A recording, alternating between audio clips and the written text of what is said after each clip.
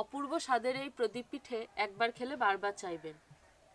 সব প্রদীপগুলোকে আমি ভালো করে সলতে দিয়ে সাজিয়ে নিয়েছি। দেখুন কত সুন্দর লাগছে এরই মধ্যে। নমস্কার, আজকের ভিডিওতে আপনাদের সবাইকে অনেক অনেক স্বাগত জানাই। সারা শীতকাল জুড়ে তো বিভিন্ন রকমের পিঠেপুলি খাওয়া হলো, আজকে আমি বানাবো একদম নতুন ধরনের একটা পিঠে। এটা বানাতেও যেমন সহজ, খেতেও কিন্তু ভীষণ সুস্বাদু। পুরো ভিডিওটা প্রথম থেকে শেষ পর্যন্ত দেখবেন, আশা করি ভালো লাগবে। তাহলে চলুন শুরু করি।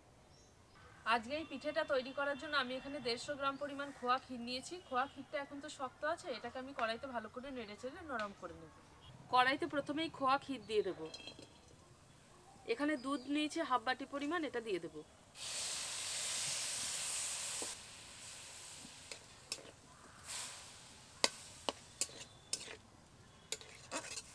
খোয়া ক্ষীরটা একটু গলতে শুরু করেছে, একটু দলা দলা হয়ে আছে, এগুলোকে ভালো করে ভেঙে একদম নরম করে নেব।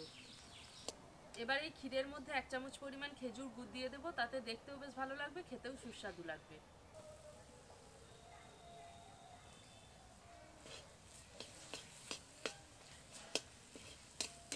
এবার এটাকে কিছুক্ষণ নেড়েচেড়ে ভালো করে শুকনো করে নেব।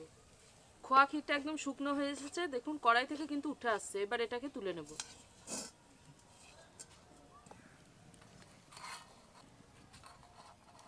এবার আমি পিঠের খামিরটা তৈরি করে নেব। প্রথমেই কড়াইতে অল্প জল দেব।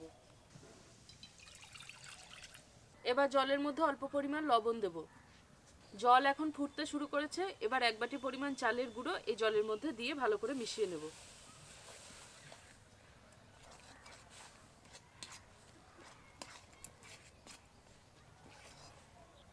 আর আমি এখানে সেদ্ধ চালের গুঁড়ো নিয়েছি, আপনারা চাইলে কিন্তু বাজারে কেনা চালের গুঁড়ো দিয়েও করতে পারেন। চালটা ভালো মতো মাখা মাখা হয়ে এসেছে, দেখুন জলে ভিজে কিন্তু একটু দলা পেকে গেছে। এবার এটাকে নামিয়ে নেব। এবার এটাকে ঢাকা দিয়ে 5 মিনিট রেখে দেব। চালটাকে কিছুক্ষণ ঢাকা দিয়ে রেখে দিয়েছিলাম, এবার এটাকে তুলে নেব। কিছুক্ষণ ঢেকে রাখার ফলে কিন্তু বেশ মাখো মাখো হয়ে গেছে, এরকম ভাবে মুঠো করা যাচ্ছে। এবার এটাকে এখান থেকে তুলে নেব। এবার এটাকে ভালো করে মেখে নেব, আর গরম থাকা অবস্থাতেই কিন্তু এটাকে ভালোভাবে মাখবো। ভালো করে কিছুক্ষণ থেসে থেসে মেখে নিয়েছি। এবার এটাকে ভিজে কাপড় ঢাকা দিয়ে রেখে দেব। আজকের যে পিঠেটা বানাবো সেটা দেখলে কিন্তু একদম অবাক হয়ে যাবেন, আর এটা বানানোও কিন্তু ভীষণই সহজ। এবার এই চালের মাখাটা থেকে ছোট ছোট করে লেচি কেটে পিঠেগুলো তৈরি করে নেব। কাপড়টা কিন্তু ঢাকায় থাকবে, আমি ছোট ছোট করে লেচি কেটে নেব। আজকে যে পিঠেটা বানাবো সেটা হচ্ছে প্রদীপ পিঠে, তার জন্য একটা খোল তৈরি করে নেব। প্রথমে খোলটা আমি তৈরি করে নিয়েছি, আর দেখুন খোলটা কিন্তু খুব বেশি পাতলা করিনি, একটু মোটা গোছেরই করেছি। এবারে এই একটা দিক ধরে আমি 2 দিক থেকে চাপ দিয়ে নেব। তাহলে দেখুন একটা প্রদীপের মতো শেপ হয়ে যাচ্ছে। এই পাশের দিকগুলো একটু তুলে নেব, তাহলে গর্তটা হয়ে যাবে মধ্যখানে। এই দেখুন। এবার একটা ছুরি নিয়ে আমি এই ধারগুলো একটু বসিয়ে নেব, তাহলে কি হবে, সুন্দর একটা ডিজাইন তৈরি হয়ে যাবে। এই ডিজাইনটা নাও করতে পারেন, তবে ডিজাইন করলে যে খেতে ভালো লাগবে এমন কিছু নয়, আবার না করলেও যে খেতে ভালো লাগবে না সেটাও নয়, করলে একটু দেখতে ভালো লাগবে।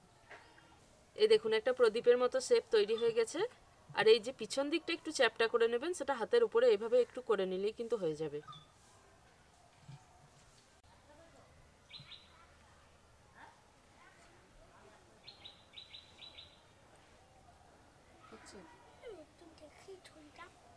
ছুরি এখন পড়া হবে, এই মুখটা করো।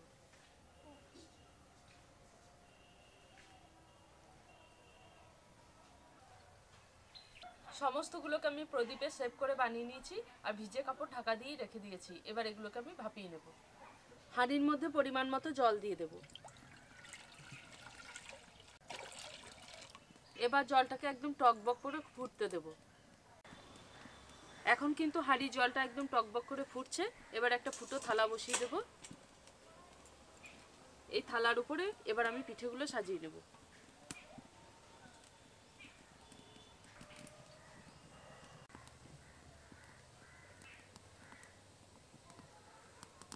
সমস্ত পিঠেগুলো দিয়ে দিয়েছি, এবার একটা চাপা দিয়ে দেবো। পিঠেটাকে ভাপাতে দিয়েছিলাম 15-20 মিনিট হয়ে গেছে, এবার তুলে নেব।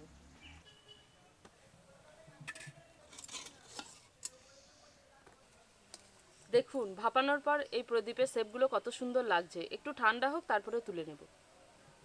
খোয়া ক্ষীরটা যেটা আমি তৈরি করে রেখে দিয়েছিলাম, সেটা দিয়ে আমি দুটো জিনিস বানাবো। একটা হচ্ছে প্রদীপের স্ট্যান্ড, আর একটা হচ্ছে প্রদীপের সলতে। স্ট্যান্ডগুলো আমি কিছু বানিয়ে রেখেছি, খুবই সহজ। এবার সলতেগুলো বানিয়ে নেব। এই খোয়া ক্ষীর হাতের মধ্যে নিয়ে অল্প করে ভালো করে চেপে গোল করে নেব। হাতের মধ্যে গোল করে নিয়েছি, এবার একটু চ্যাপটা করে নেব।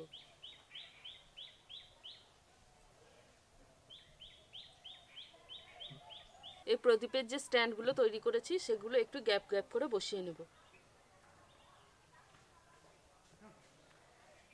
এই প্রদীপগুলো এখন ঠান্ডা হয়ে গেছে, এবার কিন্তু খুব সহজেই উঠে আসবে। এবার এই প্রদীপগুলো প্রত্যেকটা স্ট্যান্ডের উপর বসিয়ে নেব।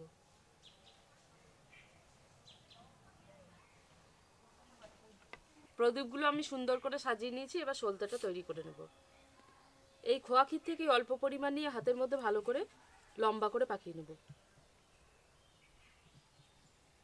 একটা সলতে আমি তৈরি করে নিয়েছি, একটু লম্বা করে একটু বাঁক দিয়ে নিয়েছি। এবার এটা একটা প্রদীপের উপর বসিয়ে নেব।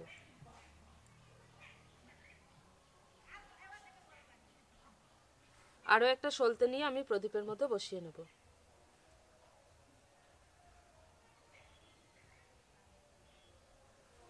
এইভাবে আমি বাকি সলতেগুলোও তৈরি করে নেব।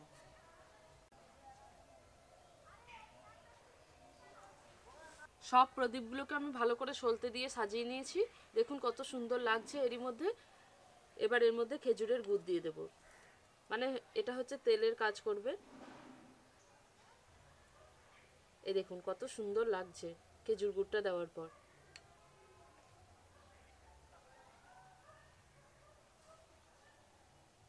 আর এই পিঠে দেখতে যেমন সুন্দর, খেতেও কিন্তু আরো বেশি সুন্দর।